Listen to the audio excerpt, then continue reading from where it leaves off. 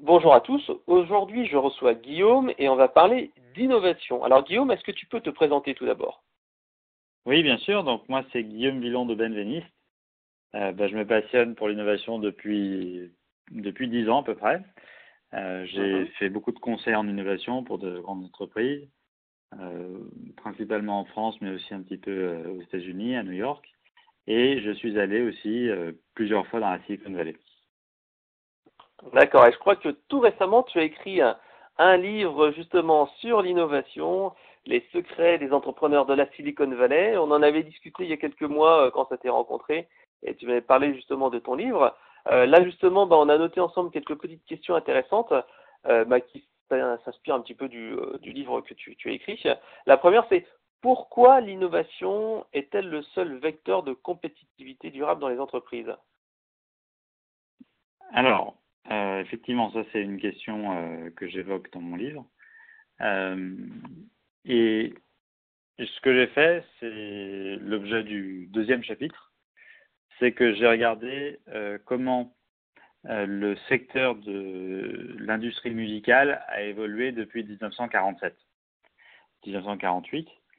Et en gros, depuis 1948, il y a plusieurs formes produits qui ont été à différents moments dominants. Donc, par exemple, il y a tout ce qui est disque vinyle. Puis ensuite, il y a les cassettes audio, les CD, la musique digitale avec l'iPod et puis le streaming.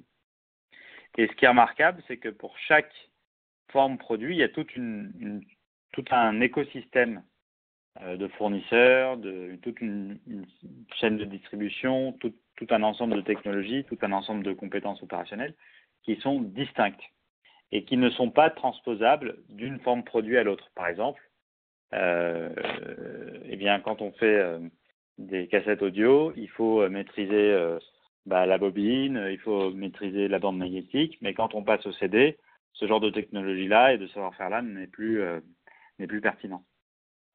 Ouais, et quand Et on en passe fait, au MP3 ou au téléchargement, c'est encore une fois différent parce qu'on n'est plus présent dans la grande distribution, mais on est visible sur le net, par exemple. Ou on a d'autres vecteurs de communication. exactement. Et donc ça change totalement la chaîne de distribution. Euh, et, et ce qui est remarquable, et à la fois remarquable et en même temps très inquiétant, c'est que les entreprises qui sont dominantes dans une forme produit ne le sont pas lorsqu'on change de forme produit. Donc, il est, semble-t-il, difficile de pérenniser sa position concurrentielle lorsque l'on passe d'une forme produit à une autre. Et donc, ça explique pourquoi le fait d'innover, dans la mesure où ça doit permettre aux entreprises de conserver leur acquis concurrentiel quand on passe d'une forme produit à une autre, est un vecteur de compétitivité durable. Et d'ailleurs, pour illustrer encore davantage cette conviction, j'ai regardé l'ensemble des stratégies qui avaient été mises en œuvre par les différents acteurs de l'industrie musicale, donc par exemple Sony, par exemple Apple, par exemple Philips, etc. Et donc j'ai pu voir que l'ensemble qu'il y avait beaucoup de stratégies industrielles qui avaient été effectivement mises en œuvre, par exemple tout ce qui est rationalisation des coûts et excellence opérationnelle, tout ce qui est fusion-acquisition, tout ce qui est pénétration des marchés adjacents. Et en dépit de tout ça, eh bien, ces entreprises n'ont pas réussi à conserver leur acquis concurrentiel lorsqu'on a changé de forme de produit. Ah bah, mais parfois aussi, c'est un problème de tuer la poule aux œufs d'or. Parce que quand on est Sony, quand on est tout EMI, etc., on a un peu de mal à se dire c'est la fin du CD, je vais passer au numérique. C'est aussi peut-être un des problèmes de savoir se remettre en question, comme les taxis qui fonctionnent depuis des années avec un business model classique, ou le Airbnb qui a disrupté la manière de vendre de l'immobilier, ou encore, enfin, vendre de la location immobilière, ou encore Wonderbox qui a touché une partie des agences de voyage et du business du cadeau, en fait. Absolument.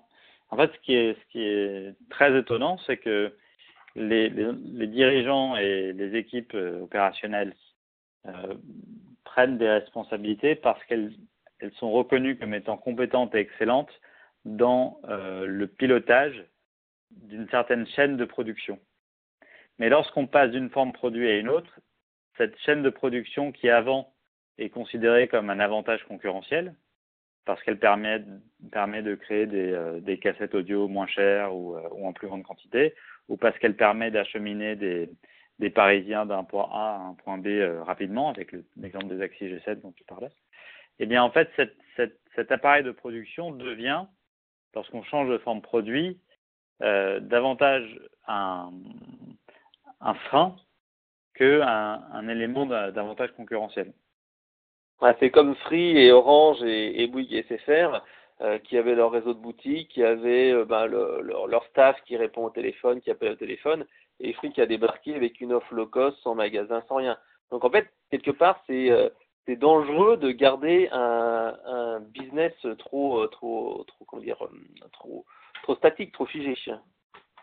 Voilà, et en fait, le problème, le réel problème, donc effectivement, c'est qu'il faut réussir à moderniser son appareil de production en intégrant différentes vagues, différentes nouveautés technologiques.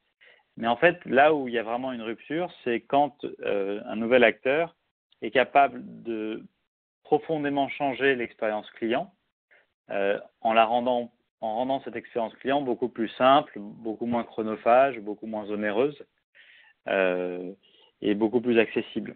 Par exemple, quand on passe d'une forme de produit à une autre, typiquement quand on passe des CD au MP3, puisque c'est l'exemple que tu citais tout à l'heure, eh bien c'est parce que le fait d'acheter de la musique devient beaucoup plus facile, beaucoup plus simple. On peut acheter de la musique avec l'iPod sans quitter son salon, enfin sans même bouger.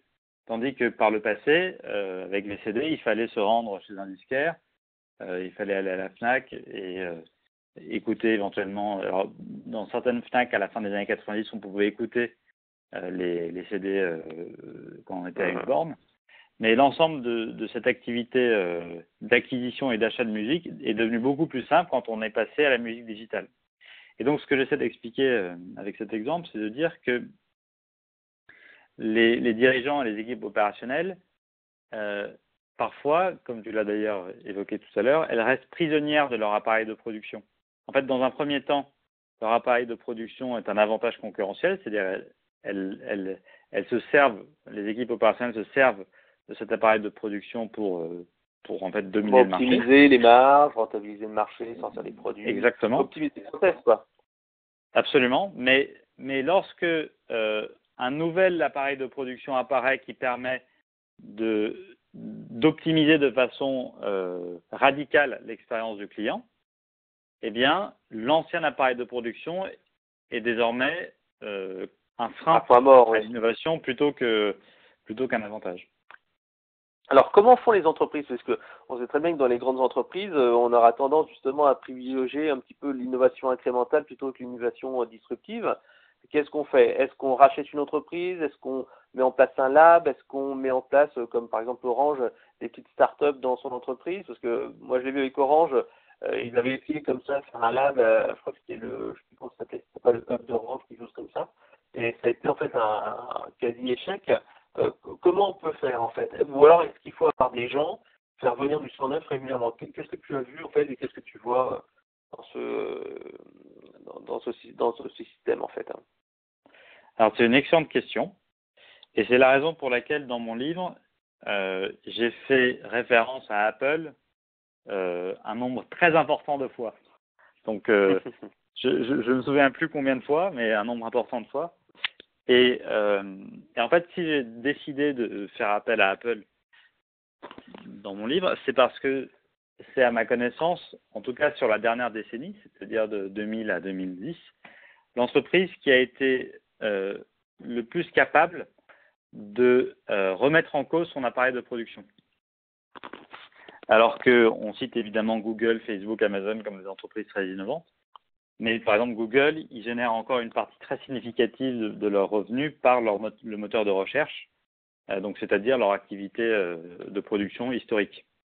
Tandis que Apple a été capable de pénétrer sur des marchés où ils n'étaient pas présents. Par exemple, on a parlé de l'iPod et de la musique digitale.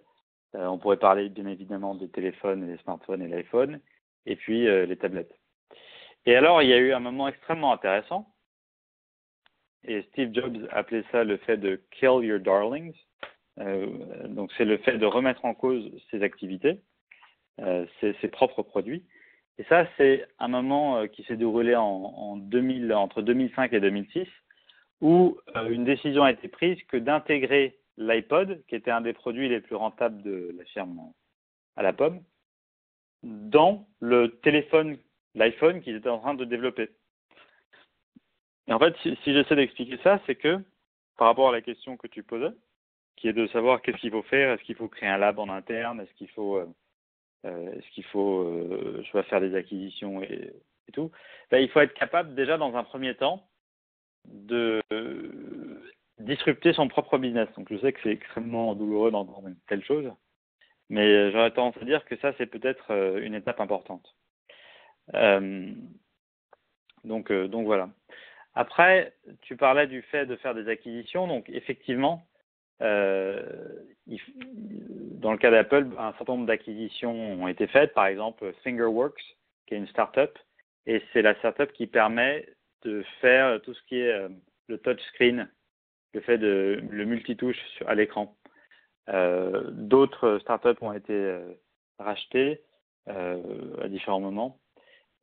Et par exemple, sur un sujet qui ne concerne pas l'iPhone mais qui concerne l'iPod, Toshiba avait développé un disque dur extrêmement puissant au tout début du XXIe siècle. Et en fait, Apple s'en est arrogé un droit exclusif en échange de 10 millions de dollars pour pouvoir intégrer cette technologie dans leurs iPods qui n'existaient pas encore. Et en fait, si je dis tout ça, c'est pour dire que bien sûr, les fusions-acquisitions, les rachats de start-up, c'est important. Mais ce qu'il faut toujours garder en tête, c'est comment on simplifie l'expérience client. Et l'ensemble des autres activités, l'acquisition de talents externes, l'acquisition de start-up, l'acquisition de technologies externes, le fait de remettre en cause certaines de ces activités économiques, tout ça doit être mis au service de la simplification de l'expérience client, de ce que j'appelle dans le jargon des tâches que le client cherche à accomplir. Alors par contre, il ne faut pas avoir raison trop tôt. Par exemple, là, je vais mettre à l'écran les premières tablettes de Microsoft. Ils ont eu l'idée de faire des tablettes il y a 10 ans, 15 ans. Et pourtant, c'est Apple qui a tiré les marrons du feu. Donc en fait, il faut faire attention à ne pas avoir raison trop tôt ni trop tard sur son marché. Microsoft, leader sur la tablette, est devenu un simple challenger sur la tablette maintenant. Absolument. Et je pense que la tablette de Microsoft, c'est un très bon exemple. On pourrait citer aussi la tablette, en l'occurrence d'Apple, le smartphone d'Apple des années 90 qui s'appelle le Newton Pad. On peut citer aussi tout le travail qu'avait fait Jean-Marie Messier à Vivendi au tout début des années 2000 et la convergence des contenants et des contenus. Donc il est clair qu'il y a un vrai problème de ce qu'on appelle le time to market, c'est-à-dire le fait d'arriver au bon moment sur le marché, avec la bonne offre de produits, la bonne offre de valeur. Alors, voilà, justement, c'est ce qu'on voyait dans l'interview, c'était la solution pour résoudre le time to market, c'est quoi la loi des retours accélérés, c'est ça? Donc il y a effectivement, j'évoque une loi qui s'appelle la loi des retours accélérés, qui est une loi techno-économique qui nous vient de l'université de la Singularité, dont le fondateur est aujourd'hui d'ailleurs directeur d'innovation de Google. Et en fait, c'est une loi qui montre que alors peut-être que je peux procéder en deux temps, expliquer la loi et ensuite expliquer comment ça résout le problème du time to market. Ça conviendrait? Vas-y, t'empêche. Très bien. Donc en gros, si on prend par exemple l'évolution de la puissance informatique depuis 1900. Et la puissance informatique, on va la calculer par la capacité à faire un certain nombre d'opérations par seconde. Donc en général, l'unité qu'on utilise, c'est les MIPS, les millions d'instructions par seconde. Eh bien, on voit que, et si on représente cette donnée-là sur une échelle logarithmique, c'est-à-dire où l'axe des ordonnées n'augmente pas par incrément additionnel, mais par incrément multiplicateur, c'est-à-dire on passe, au lieu de passer de 1 à 2 à 3 à 4, on passe de 10 à 100 à 1000. Eh bien, si on représente l'évolution de la puissance informatique exprimée en MIPS depuis 1900, sur une échelle logarithmique, on voit qu'on a à peu près une droite. Et ça, c'est extrêmement important parce que, d'ailleurs, si tu cliques sur image, à mon avis, là, tu devrais... je faisais juste une parenthèse par rapport à... Je vais mettre dessus. Donc, on voit qu'on arrive à peu près à une droite. Et, alors, attends, là, je regarde ton écran. Ouais, on voit là, c'est... Il faudrait mettre en anglais Law of Accelerating Returns. Et là, je pense qu'on peut... Ok, je note. Donc, en tout cas, si on Law of Accelerating Returns. Voilà, parfait. Et donc, voilà.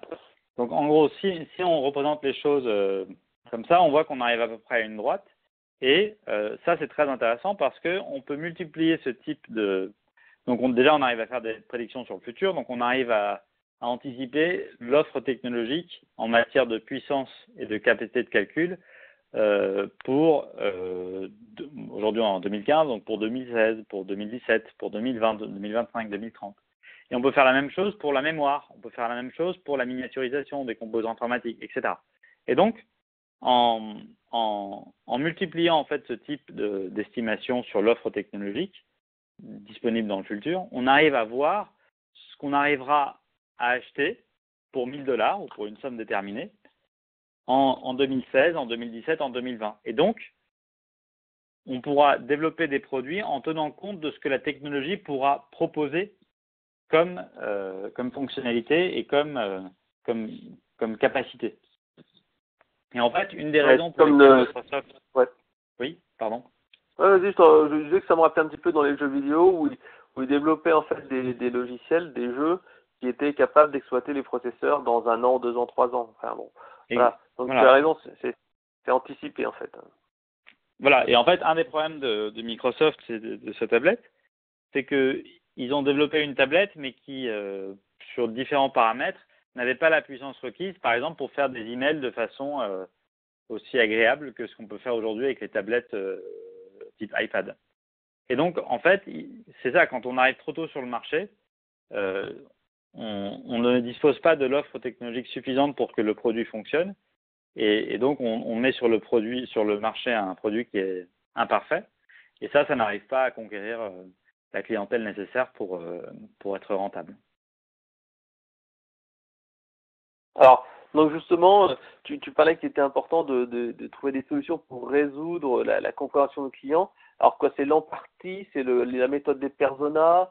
Est-ce qu'on a la philosophie du minimum viable product, ou alors on essaye de tester, par exemple, avec des concepts de l'impression 3D ou des landing pages pour tester la conversion. C'est ça un petit peu qu'on essaye de faire. Comment on fait pour s'assurer que le produit ou l'innovation va plaire au marché?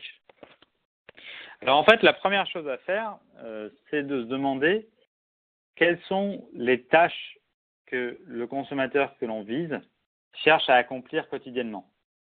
Donc par exemple, mettons qu'on cherche à développer un outil pour des professionnels de santé. Et en particulier, mettons qu'on cherche à développer un outil pour des généralistes. Donc à ce moment-là, on va regarder le travail d'un généraliste et on va se demander qu'est-ce qu'il fait quotidiennement. Donc un généraliste, peut-être qu'il y a tout un travail d'organisation des rendez-vous. Peut-être qu'il y a un travail, donc il y a ensuite le patient attend dans la salle d'attente. Ensuite, il y a le généraliste reçoit le patient dans son cabinet. Ensuite, il y a une partie de diagnostic, etc. On pourrait faire le même travail d'analyse de l'ensemble des choses que quelqu'un cherche à faire en regardant quelqu'un qui veut écouter de la musique. Donc, quelqu'un qui veut écouter de la musique en 1975, eh bien, c'est quelqu'un qui, donc à cette époque-là, donc les cassettes audio venaient tout juste d'exister, eh bien, c'est quelqu'un qui, donc il va s'orienter vers la cassette audio, il va sortir la cassette audio de son boîtier en plastique, il va mettre la cassette audio dans le lecteur, etc. Et quelqu'un qui veut écouter de la musique en 2005 ou en mettons 2010, il va sortir peut-être. Alors, on suppose que, mettons qu'on soit plutôt en 2005, donc il va sortir l'iPod qu'il a dans sa poche. Il va regarder l'ensemble des chansons qui sont disponibles sur son iPod. Il y a de l'ordre d'un millier de chansons disponibles et il va appuyer sur la chanson qui lui paraît, enfin celle qu'il veut écouter. Donc en fait, ce qu'il faut, c'est décomposer l'ensemble des activités que le consommateur fait pour réaliser l'objectif qui est le sien. Et une fois qu'on a fait ce travail d'analyse, voilà, non pas comportemental, mais vraiment l'analyse du travail de production en fait du client, eh bien on se demande de quelle manière est-ce qu'on peut rendre chacune de ces étapes, ou bien l'une de ces étapes, plus facile, plus cher, pas plus cher mais moins cher, moins chronophage, etc. Plus accessible. Et si on y parvient, Après, eh bien, ouais, vas-y, je t'en prie. mais si on y parvient, eh ben on a la piste de quelque chose qui peut servir d'innovation. Alors après, bien entendu, il faut que ça soit un besoin urgent, important et solvable. Si le médecin n'est pas prêt à payer ou si le médecin considère que c'est pas chronophage, forcément, il n'y aura pas de marché. C'est important donc de vérifier qu'on a bien un élément comme ça qui est rentable économiquement. Absolument, donc ça c'est un point capital. C'est que en fait, il ne faut cibler que les activités que réalise le consommateur, pour lesquelles le consommateur fait déjà des dépenses.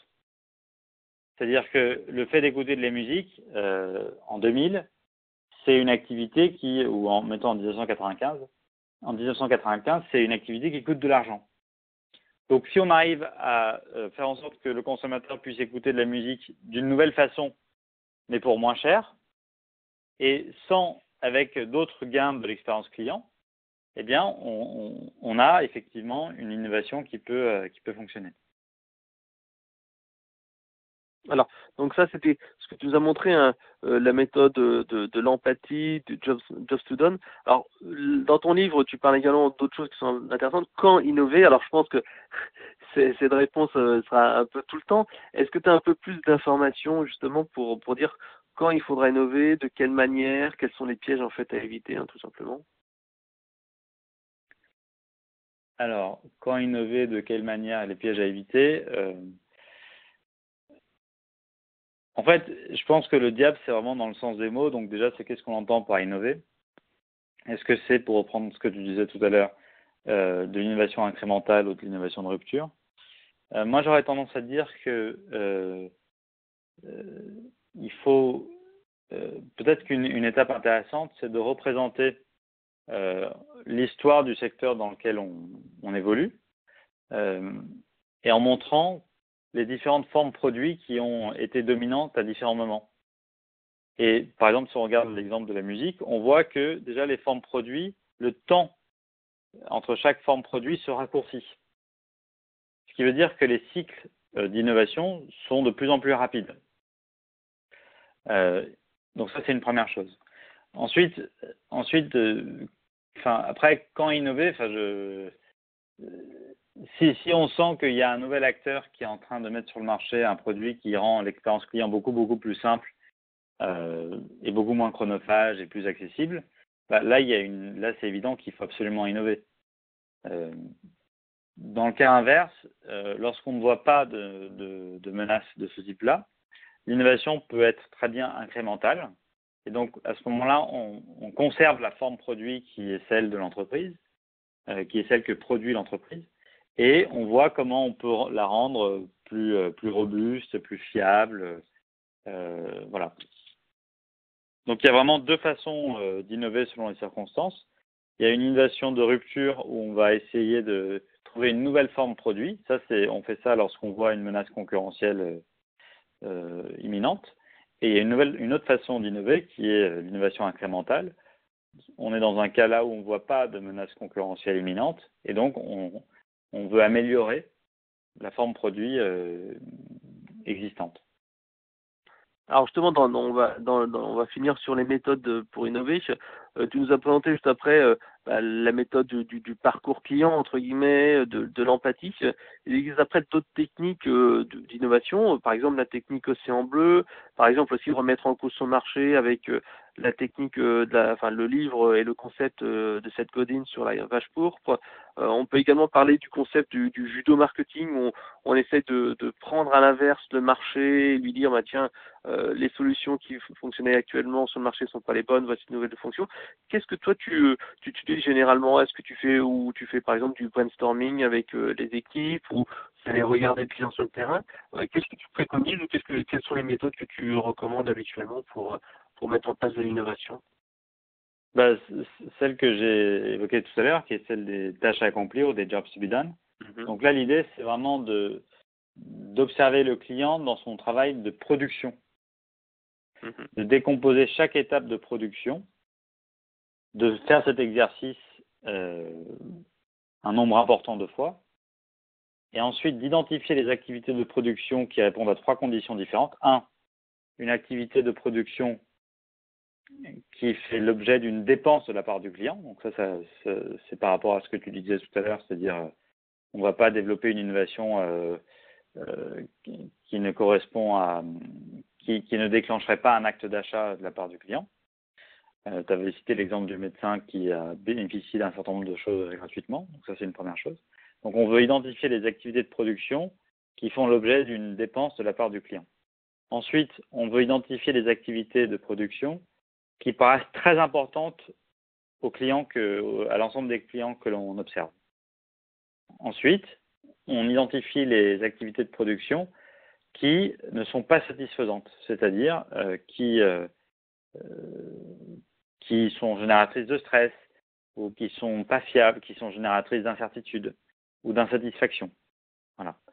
Et les activités de production qui répondent à ces trois conditions, c'est-à-dire elles font l'objet d'une dépense régulière, elles sont importantes et elles ne sont pas, aujourd'hui, pour les réaliser, on fait appel à des outils qui ne sont pas satisfaisants, eh bien, à la convergence de ces 3 éléments-là, il y a une opportunité d'innovation. Et une fois qu'on a trouvé une opportunité d'innovation, là, il y a un travail de créativité. Donc, il peut prendre différentes formes. Tu as cité le brainstorming. On peut faire aussi ce qu'on appelle de la fertilisation croisée. On peut faire des exercices donc j'en parle dans mon livre, d'improvisation théâtrale qui s'appuie sur ce qu'on appelle le oui et bref, il y a un ensemble de techniques On joue de le créativité. rôle du client et de la caricature, Voilà. etc. Et on arrive à trouver après des solutions, tout à fait. Voilà, et donc sur la base de ça, on crée un prototype, donc qui peut être créé, pour reprendre des exemples que tu citais, par le biais d'une imprimante 3D ou par le biais d'une landing page, selon le produit qu'on cherche à développer. Si c'est un produit Internet, évidemment, on opte pour une landing page. Ensuite, on teste ce produit, donc on le met dans les mains du client. Donc dans le design thinking, c'est un grand truc que de développer très rapidement un prototype et de le soumettre au client pardon, pour obtenir son avis. Les iPhones, par exemple, le premier iPhone s'appelle iPhone 3. Pourquoi? Parce qu'avant, il y a eu 2 autres iPhones qui étaient des prototypes très avancés, mais qui n'avaient pas convaincu Steve Jobs. Mm-hmm.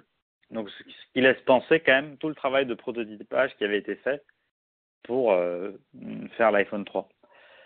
Donc, on fait un travail de prototypage, et puis une fois qu'on se sent relativement à l'aise, et surtout une fois qu'on sait répondre de façon relativement précise à la question qu'est-ce qui va déclencher l'achat pour ce produit chez les clients, qu'est-ce qui fait qu'on est sûr que ce produit sera acheté, quelle est la raison, quelle est la raison d'achat,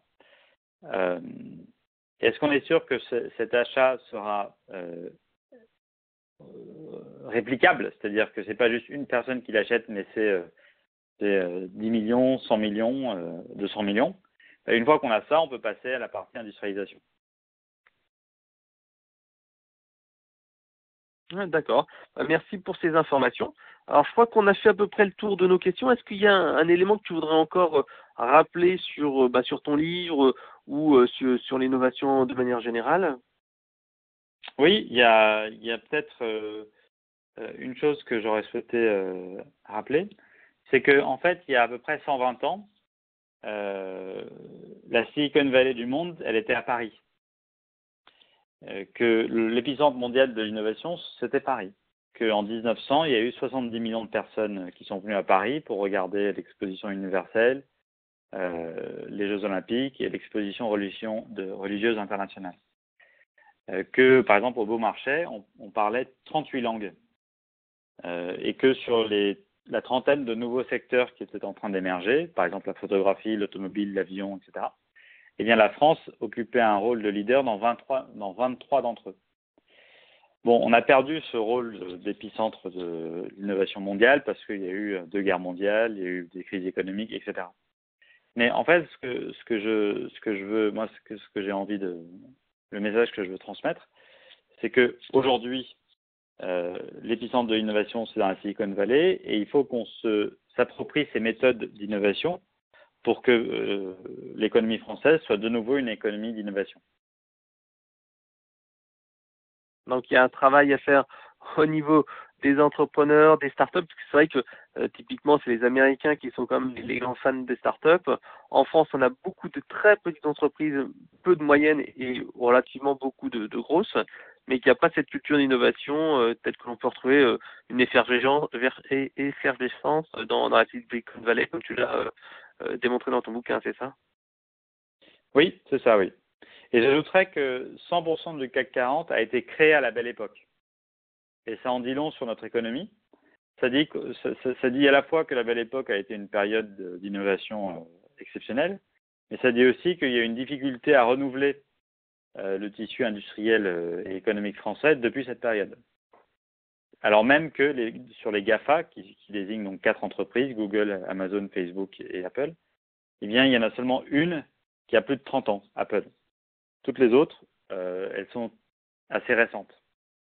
Et pourtant, la valorisation boursière des GAFA est aujourd'hui à peu près égale à celle du CAC 40, qui compte 40 entreprises, donc 4 versus 40, et qui a une moyenne d'âge de 103 ans, tandis que les GAFA, la plus vieille, a une trentaine d'années, un peu plus. Ouais, donc ça veut dire qu'il y a un problème de renouvellement des générations et qu'on reste un petit peu trop sur nos lauriers. Mais bon, c'est vrai qu'en France, il y avait pas cette culture des startups qui est pourtant arrivée et c'est vrai qu'il y a un travail à faire là-dessus. Ok. Bah, je te remercie pour toutes ces informations. Donc là, j'ai mis en fait le lien sur Amazon de ton livre. Donc en fait, ça s'appelle Les secrets des entrepreneurs de la Silicon Valley. Innover pour devenir un leader. Donc tu l'as sorti il y a 10 jours, tout juste. Donc c'est un bouquin qui fait une centaine de pages. Je crois que tu me l'as envoyé. J'ai commencé à le lire, 190 pages. On peut bien sûr s'obtenir via Amazon, c'est chez Erol également.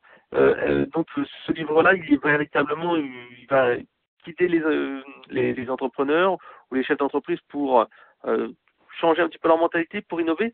Quel était justement le but de ton livre en fait pour finir cette mini-interview? Ben, c'est d'expliquer que l'innovation, c'est le seul vecteur de compétitivité durable. Au moins, c'est simple et clair.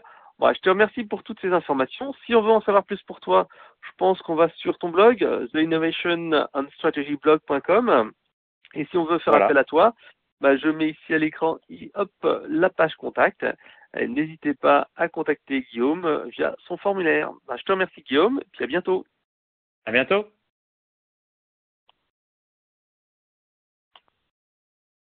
Voilà, c'est arrêté.